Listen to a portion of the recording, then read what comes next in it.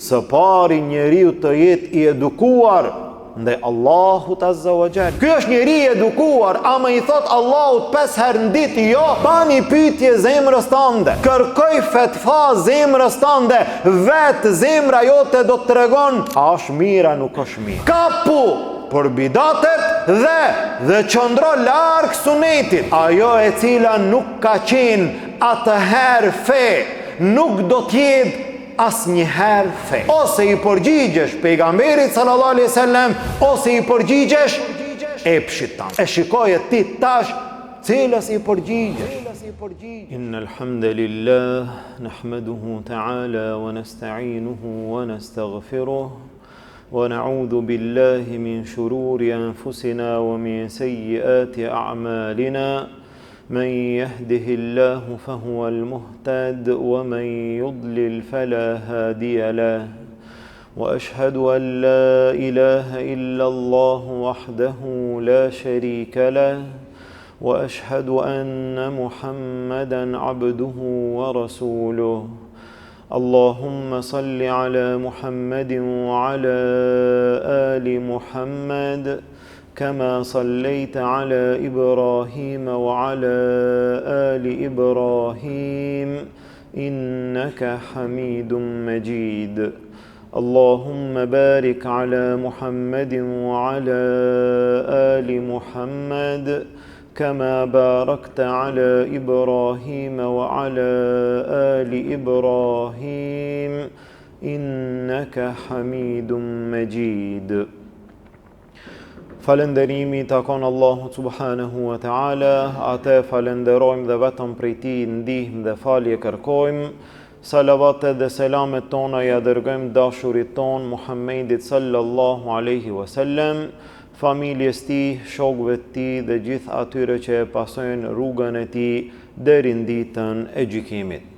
Vëllezër nderuar, me lejen e Allahut azza wa jall vazhdojmë së bashku në hijen e fjalëve më të mira, në hijen e thanjeve, porosive, këshillave të njeriut më të mirë, në hijen e haditheve të Muhammedit sallallahu alaihi wasallam.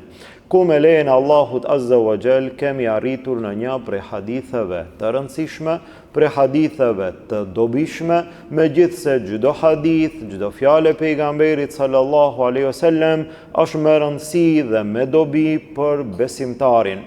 Me lejen e Allahut azza wa jall sonte kalojmë në 2 hadithe të radhës, të cilat gjithashtu janë shumë përmbledhse, shumë përfshirëse dhe gjithashtu të nevojshme për secilin prej nesh.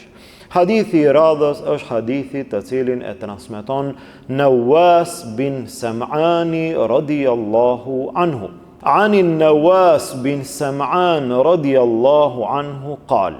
Nga ky sahabi i nderuar i quajtur Nawas bin Sam'an radiyallahu anhu, i cili thot: Sa'altu Rasulallahi sallallahu alaihi wasallam anil birri wa anil ithmi.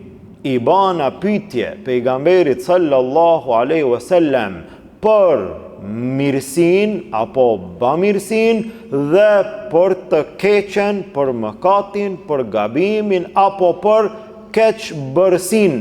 Pejgamberi sallallahu alaihi wasallam tha: El birru husnul khuluq. E mira, mirësia, bamirësia është morali i mirë, morali i lartë. Wal ithmu ma haka fi sadrika wa karihta an yattali'a alayhi an-nas. Ndërsa e keqja, keqbërësia, a di çka është?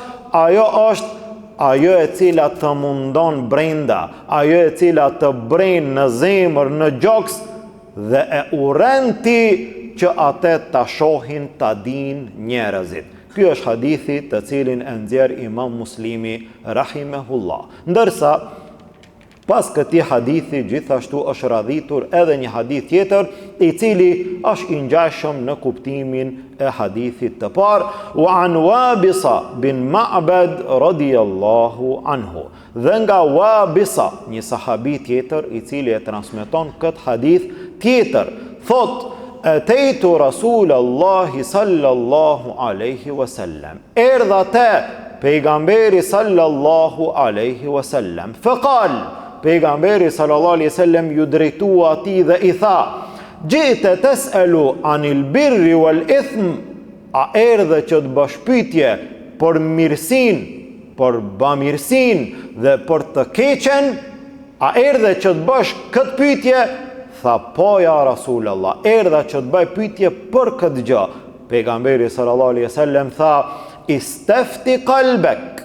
Pyete zemrën tënde. Merr fetva nga zemra jote. El birru matma'annat ilayhi an-nafs watma'anna ilayhi al-qalb. A diçka është e mira?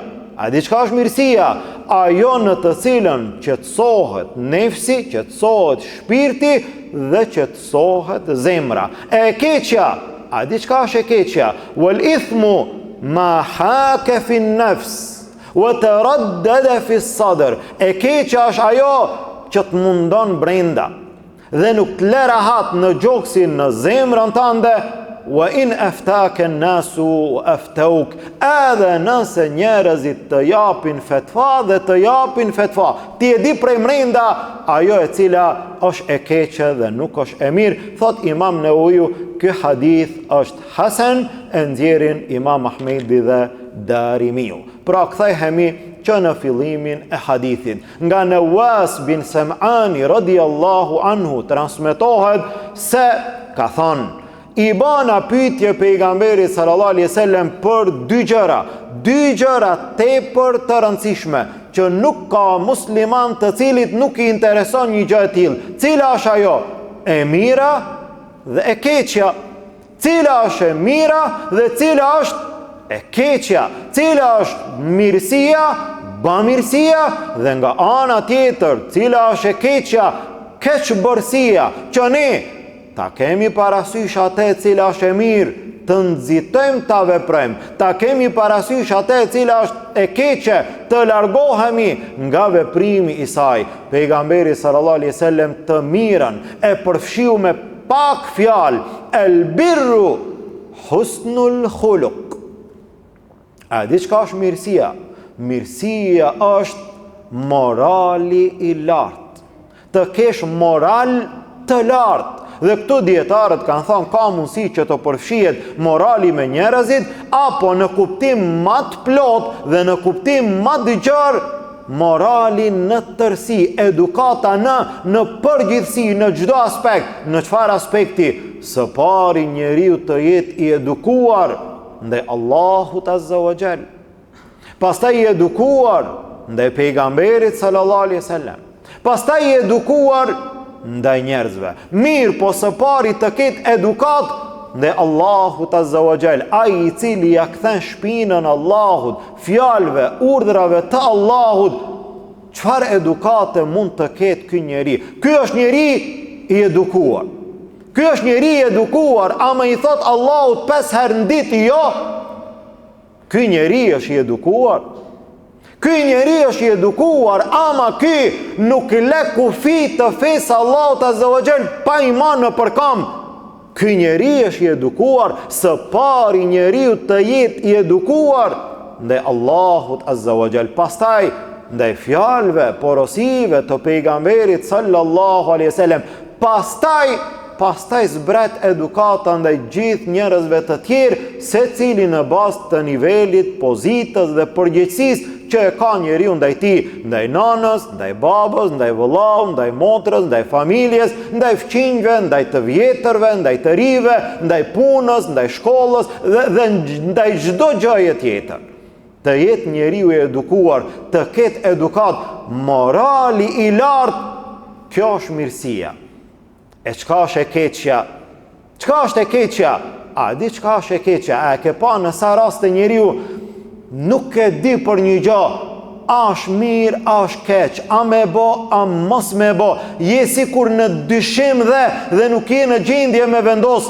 Meri këto 2 kushte për ta dalluar nëse është e keqja ajo. Këto 2 kushte janë shumë të rëndësishme. Njëna është e brendshme, tjetra është e jashtme. Ajo e cila është e brendshme, tha pejgamberi sallallahu alaihi wasallam, wal ithmu ma haka fi sadrik. A diçka është e keqja, ajo që të mundon brenda, nuk je rahat. Don me bo ama nuk je rahat, të brejnë zemër diçka. Pse nuk je rahat? Të mundon ndërgjegja jote, nuk je i qetë me bo këtë vepër, ama diçka prej mrenda nuk të len. Kjo është e brendshmja, kushti i parë, dhe e jashtëmja, kushti i dytë. Kushti i dytë, tha pejgamberi sallallahu alaihi wasallam, wa karihta an yattali'a alayhi an-nas, dhe e uren që ta di njerëzit. Së pari prej brenda nuk je rahat, dhe e dyta, shikoj kushtin e dytë, nëse din njerëz, është mirë për ty, është keq. Nëse njerëz e din këtë vepër, për ty është mirë, është keq. Nëse është keq, dije që është keq. Për ata Abdullah ibn Mesudi tha, atë që muslimanët e shohin të mirë, ajo është e mirë. Atë që muslimanët e shohin të keqe, ajo është e keqe.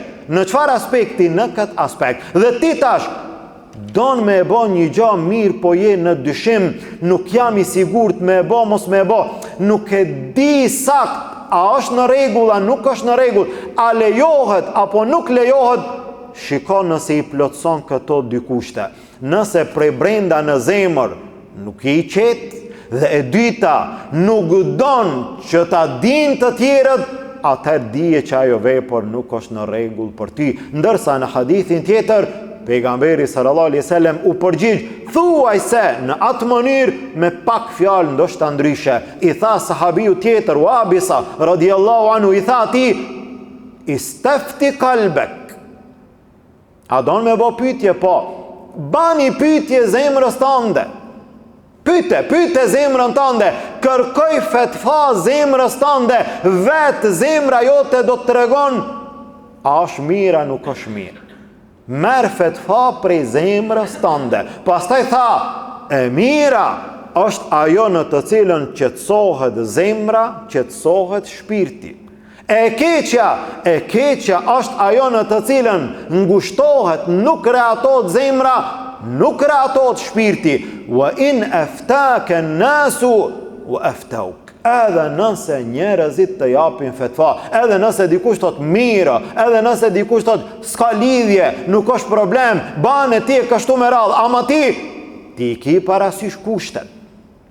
Ti i ki parasysh këto dy kushte, të cilat në shumë raste të jetës mund të japin një lloj mendimi dhe një lloj zgjidhje. A në kupton kjo që ne prej kësaj të nxjerrim fetva, prej kësaj të marrim përgjigje? Dietarët kanë dhënë përgjigje, ama unë e shoh prej brenda si ndihem. Valla dietarët kanë thonë kështu, ama mu zemra më thot ndryshe. Dhe kështu janë bazuar disa prej sufive, të cilët janë bazuar në këtë stil, në këtë mënyrë, dhe kanë thonë, nëse të thot shija jote e brendshme, personale, që një gjë është e mirë, ajo është e mirë. Nëse ti ndihesh rahat, do më thonë është në rregull. Nëse nuk ndihesh rahat, atëherë, jo, një gjë e ti dhe vlen kur. Nuk bëhet fjalë këtu për gjërat e prera. Nuk bëhet fjalë këtu për gjërat për të cilat ka ajet dhe hadith dhe është e qartë dhe nuk ka diskutim. Këtu bëhet fjalë për gjëra për të cilat ti ndoshta ki dyshime. Dhe jo dikush thot vallaj, kam dëgju disa nga hoxhallarët, ndoshta edhe dietar, kanë thonë që muzika lejohet. Edhe unë në zemër diçka e ndjej, jam shumë rehat se muzika lejohet. Atëherë, muzika është halal. Kam dëgju disa hoxhallarë dietar në për Evropë kanë thonë që me marr kredi në raste të caktuara për banesë, për veture, kështu me radhë, nuk ka gjuna, nuk është si kamata në raste në vendet tona dhe unë jam shumë i qetë me këtë mendim, jam shumë rahat, dhe unë mendoj që kredia është halal në këtë rast. Dhe jo, në gjëra të prera që Allah Azza wa Jall i ka sqaruar, i ka qartësuar, i ka prerë, në gjëra që pejgamberi sallallahu alaihi wasallam i ka thonë qartë edhe prerë, aty nuk ka punë zemra jote. Aty nuk jep fetva zemra jote, ajo është fetva e kryer e prerë. Kjo ka të bëjë me gjëra të dyshimta, me gjëra që ti ndoshta nuk mundesh me vendos, ama jo në gjërat e qarta dhe të prera, në gjëra tjera të rasteve të ndryshme të jetës së njeriut që ndoshta nuk është në gjendje të vendos, atëherë i ka parasysh këto dy kushte. Kushti i parë, qetësia e zemrës, kushti i dytë, shikimi apo dituria, njohja e njerëzve të tjerë për atë veprimin tënd, nëse e ndjen veten mirë apo ngushtohesh nga njohuria e tyre për veprat e tua. Pra ky hadith është një lloj shembulli, është një lloj mësimi që neve na jep mundësinë që në raste të caktuara të kemi kujdes dhe të kemi mundësi të marrim hapin më të mirë dhe hapin më të duhur në raste që ne ndoshta nuk jemi në gjendje të vendosim atë e cila është më e mira. Ndërsa hadithi i dytë, i cili është gjithashtu i rëndësishëm dhe i dobishëm dhe i madh shumë, dietarët kanë thonë ky hadith është bazë e rëndësishme për ndarjen e sunetit dhe bidatit. Një hadith i rëndësishëm i cili është bazë për çështjet e sunetit dhe dallimin apo kundërshtimin e tij me bidatin. Gjithashtu është hadith bazë për çështjen e bashkimit të muslimanëve dhe mos përçarjes së tyre. Bëhet fjalë për një hadith të cilin e transmeton Irbad bin Sariya radhiyallahu anhu. Një sahabi i quajtur Irbad bin Sariya radhiyallahu anhu, i cili thot: "Wa'adhana Rasulullah sallallahu alaihi wasallam maw'izatan wajilat minha al-qulub wa dharafat minha al-uyun." Pejgamberi sallallahu alaihi wasallam na i dha disa këshilla, na porositi me disa fjalë nga të cilat na urrënqethën zemrat dhe na lotuan syt. Pejgamberi sallallahu alaihi wasallam para sahabeve u përcjell atyre mesazhe, u thot atyre fjalë, sikur u amban një fjalim, një ligjërat, nga ai fjalim u prekën, u rënqethën zemrat e sahabeve. Sahabeve ju rodhën lotët. Sahabat e kuptuan sikur këto fjalë të pejgamberit sallallahu alaihi wasallam janë fjalë përshëndetëse, fjalë ndoshta të fundit nga jeta e pejgamberit sallallahu alaihi wasallam. Tha: "Faqulna ya Rasulallah", i tham, o pejgamberi Allahu, كأنها موعظة مودع فأوصنا. Ja Rasul Allah, këto fjalë sikur të jenë fjalë përshëndetëse, fjalë të atij i cili është duke u përshëndetur me dikant dhe ma do të ndahet, do të largohet. Na këshilla ja Rasul Allah. Pra pejgamberi sallallahu alaihi wasallam në fund të jetës, sahabët me interesimin më të madh për porosinë e pejgamberit sallallahu alaihi wasallam. Pejgamberi sallallahu alaihi wasallam do t'ju lënë atyre emanet, do t'ju lënë atyre testament, do t'ju lënë atyre një porosi në të cilën njeriu nëse kapet për te do të shpëton në dunja dhe në ahiret. Porosia më e madhe, sikur këto janë fjalë përshëndetëse se ja Rasul Allah, na këshilla. Pejgamberi sallallahu alaihi wasallam tha: "Usikum bi taqwallah", ju këshilloj së pari takuallëkun, të keni frikë Allahun azza wa jall. Wa sam'i wa ta'ati wa in ta'ammara alejkum abd, dhe të dëgjoni dhe të respektoni edhe nëse juve ju udhëheq një rob, të nënshtroheni ati, të dëgjoni atë. Pastaj tha: "Fa innahu man ya'ish minkum ba'di فَسَيَرَ اخْتِلَافًا كَثِيرًا", ai i cili jeton pas meje do të sheh mospajtime të shumta. فَعَلَيْكُمْ بِسُنَّتِي وَسُنَّةِ الْخُلَفَاءِ الرَّاشِدِينَ الْمَهْدِيِّينَ مِنْ بَعْدِي, kapuni për sunetin tim dhe sunetin e khulefai rashidinëve të udhëzuar, të cilët do të vinë pas meje. Addu alejha bin nawajidh, kapuni për këte me dhëmbal. Wa iyakum wa muhdathati l'umur, dhe rujuni nga shpikjet nga gjërat e reja në fe, fe inne kulle bid'atin dalale, nga se gjdo shpikje, gjdo risi është dalalet, është devijim. Këtë hadith e nxjerr Imam Abu Dawudi dhe Tirmidhiu dhe thot hadithi është hasan sahih. Pra pejgamberi sallallahu alaihi wasallam në këtë hadith u apërcolli disa fjalë të rëndësishme sahabeve, një porosi të madhe për sahabet dhe për gjithë ummetin e tij. Së pari porositi dhe neve na porositi, usikum bi taqwallah.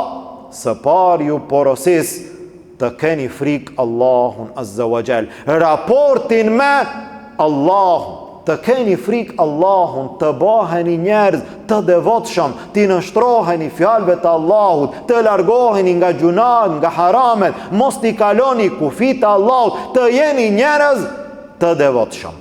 Pastaj të nështroheni, të respektoni emirin, udhëhecin, sultanin, po qoftaj edhe një rob. Edhe nëse një rob bëhet emir i njerëzve, i besimtarve, me gjithë se sultan, khalife, duhet të jetë nga Kurejshët dhe jo rob, po edhe sikur të jetë një rob, ju ta respektoni atë. Muslimanët ta respektojnë prisin e tyre, dhe kjo ka qenë rruga çdo herë që muslimanët ta respektojnë khalifen, sultanin, prisin e tyre musliman, dhe jo prisin e tyre armik të islamit apo tradhtar të islamit apo e kështu me radhë. Ta respektoni prisin musliman, ai i cili i ruan kufit Allahut azza wa jall dhe e ruan gjendjen e ummetit në shërbim të islamit dhe muslimanëve. Këtë pris ta respektoni dhe t'i nështroheni në atë e cila është e mirë dhe e lejuar. Pastaj tha pejgamberi sallallahu alaihi wasallam, fa innahu man ya'ish minkum ba'di fa sayara ikhtilafan kathira.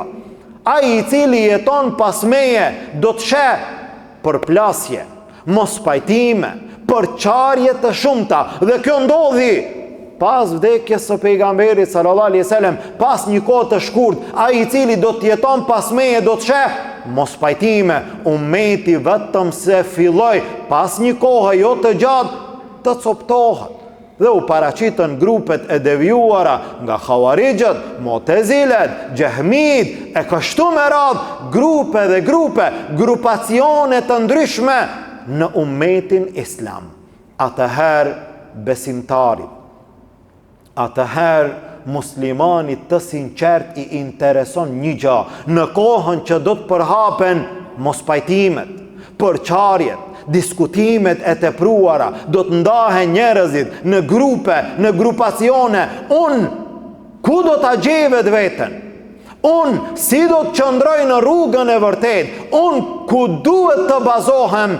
Pejgamberi sallallahu alaihi wasallam na dha atë e cila është e pastër dhe e qartë. Ti në kohën e devijimeve të shumta, prej asaj kohe deri në këtë kohë, sa përçarje ekziston dhe sa fitne janë të përhapura në mesin e muslimanëve, cila është zgjidhja? Pejgamberi sallallahu alaihi wasallam tha, fa aleikum bi sunnati. A don zgjidhjen? A don rrugën e pastër, rrugën e drejtë, rrugën e xhenetit? Fa aleikum bi sunnati, kapuni për sunnetin tim, wa sunnati al-khulafa'i ar-rashidin al-mahdiyyin min ba'di, dhe sunnetin e khulafa'i ar-rashidinëve. Kapu për rrugën e Abu Bakrit, Omerit, Uthmanit, Aliut radiyallahu anhum. A dëshiron që të qëndrosh në rrugën e vërtet? Po, addu alejha bin nawajidh, kapu për këte me dhëmbal, kapu fuqishëm në kohën që njerëzit ndryshojnë rrugët e tyre, në kohën që njerëzit vinë me mendime të ndryshme dhe me devijime të shumta. Ti për qëndruar në rrugën e vërtet, kapu me dhëmbal për sunetin e pejgamberit sallallahu alaihi wasallam dhe sunetin e khulefai rashidinëve, që nën kupton ajo që ka ndodhur deri në kohën e sahabeve, ajo është ketë në rregull. Ne e pasojmë atë. Ajo e cila është shpikur ma vonë pas sahabeve, pejgamberi sallallahu alaihi wasallam na tërheqi vërejtjen. Wa iyyakum, pra këtu i kemi dy gjëra. Njërën kapu për te, tjetrën largohu prej saj. Kjo është shpëtimi. Kjo është rruga e vërtet, kjo është rruga e drejt. Fatkeqësisht do të gjesh njerëz në ummet sot të cilët u a kanë ndryshuar vendet. Dhe çka? Kapu për bidatet dhe qëndro larg sunetit që të jesh i shpëtuar. Subhanallah. Njerëz të cilët nxjerrin tym edhe flak për t'i ruajtur bidatet. Dhe nga ana tjetër nuk ndalen duke akuzuar kundër sunetit. Subhanallah. Pejgamberi sallallahu alaihi wasallam të tregon kapu për sunetin. Fjalët e pejgamberit sallallahu alaihi wasallam, porositë e tij, mesazhet e tij, veprat e tij, pëlqimet e tij, atë që e ka bërë pejgamberi sallallahu alaihi wasallam, atë bën edhe ju. Pastaj Abu Bekri, Omeri, Uthmani, Aliu, el-Mahdiyin. Këta janë të udhëzuar, jo rastisht pejgamberi sallallahu alaihi wasallam të tregon që ndoshta ka mundësi pas vdekjes së pejgamberit sallallahu alaihi wasallam, Abu Bekri me bëndo një gjë dhe Omeri me bëndo një gjë dhe këta janë të udhëzuar, nga se këta janë në vijën e Kur'anit dhe Sunetit, atë që e bëjnë ata ti mere deri në fund të khulefai rashidinëve, deri në fund të jetës së sahabeve. Pastaj u mbyll dera. Çka ndodh çdo shpikje? Wa iyyakum, rujuni. Pejgamberi sallallahu alaihi wasallam thotë rujuni dhe jo kapuni. Rujuni nga çfarë? Wa iyyakum wa muhdathatil umur. Rujuni nga gjërat e reja. Cilat gjërat e reja? Por çfarë flet pejgamberi sallallahu alaihi wasallam? Flet pejgamberi sallallahu alaihi wasallam për çështjet e fesë, kapu për sunetin, nën kupton për fen, largon nga gjërat e reja. Islami nuk është kundër gjërave të reja. Dhe çdo shpikje, dhe çdo gjë e re, dhe çdo gjë moderne që është e dobishme për njerëzimin, Islami nuk është kundër gjërave të reja. Islami është kundër gjërave të reja në fe. Në fejnë Allahut Azza wa Jall nuk tolerohen gjërat e reja. Nuk ka mundësi që dikush të sjell një ibadet të mirë, një gjë të dobishme, një gjë që të afron te Allahu. Pejgamberi sallallahu alaihi wasallam nuk e ka bë, sahabët nuk e kanë bë. E çka ka të keqe prej saj? Po çka don më të keqe se sa nga ajo që pejgamberi sallallahu alaihi wasallam të ka ndaluar? Dhe të ka thënë ruaju, dhe në fund të ka thënë fa inna kulla bid'atin dalale. Çdo bidat, çdo shpikje, çdo risi, çdo gjë e re në fe është devijim.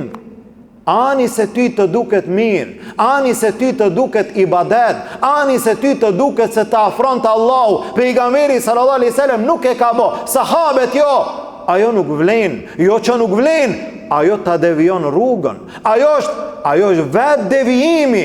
Wa iyyakum wa muhdathatil umur. Largohuni nga gjërat e reja në fe. Pasoje fjalën Allahu, fjalën e pejgamberit sallallahu alaihi wasallam për ndryshe tha Allahu Azza wa Jall fa illam yastajibu laka fa'lam annama yattabi'una ahwa'ahum. Nëse ata nuk të përgjigjen ty, dije se ata janë duke ju përgjigj epshit të tyre. Ibn Qayyim rahimullah tha, nga ky ajet në kuptojmë dy gjëra, nuk ka tre. Fa illam yastajibu lak, nëse nuk përgjigjen ty, i përgjigjen kujt? Epshit të tyre. A ka tre? Nuk ka tre, janë dy. Ose i përgjigjesh pejgamberit sallallahu alaihi wasallam, ose i përgjigjesh epshit tant. E shikoje ti tash cilës i përgjigjesh. Epshi nuk është pasimi i epshit vetëm në alkool, në diskotek, në zina, në harame, e kështu me radhë. Pasimi i epshit mund të jetë edhe në gjëra të kota, të humbura, të devijuara, duke menduar njeriu se është duke bë mirë. Dhe ajo në realitet është në kundërshtim me fenë Allahut Azza wa Jall, ndërsa Imam Maliku rahimullah e tha një fjalë e cila mund të jetë rregull. Këtë rregull merre me vete dhe le të qëllon dhe le të qëndron me ti çdo herë, sidomos në këtë çështje, sidomos në këtë temë. Tha Imam Maliku, ajo e cila nuk ka qenë atëherë fe, nuk do t'jetë asnjëherë fe. Mos e harro këtë fjalë. Ajo e cila nuk ka qenë atëherë fe, nuk do t'jetë asnjëherë fe. Ajo që sot ti e ban dhe e mendon fe, a ka qenë fe në kohën e sahabeve? Jo. Ajo kur nuk bëhet fe. Ti mundesh me mvesh me petkun e fes dhe mundesh me paraqit që është prej fes. Ajo nuk është fe asnjëherë. Cila është fe?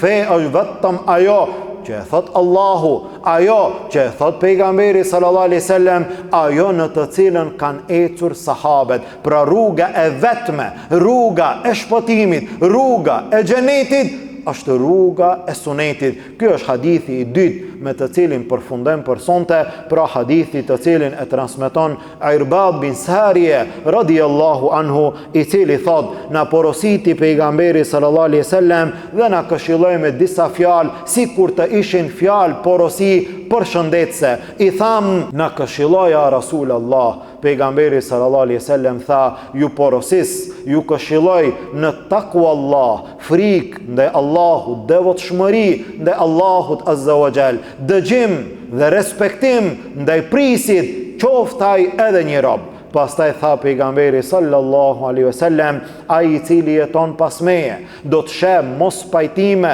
të shumta, përçarje të shumta. Pasoni sunetin tim, kapuni për sunetin tim dhe sunetin e xulefave të drejtë të udhëzuar, të cilët do të vinë pas meje.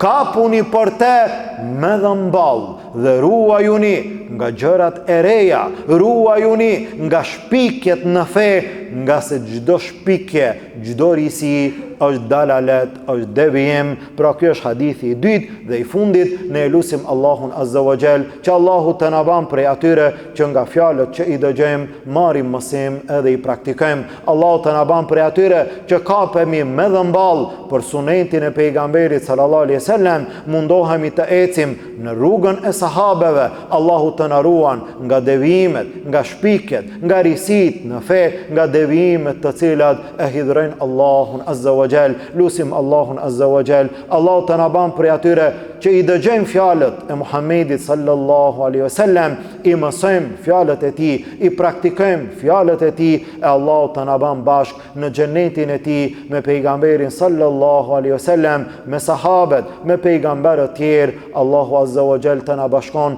në xhenetin e tij. Amin. Walhamdulillahi rabbil alamin. Wa subhanaka Allahumma bihamdik, ashhadu an la ilaha illa ant, astaghfiruka wa atubu ilayk.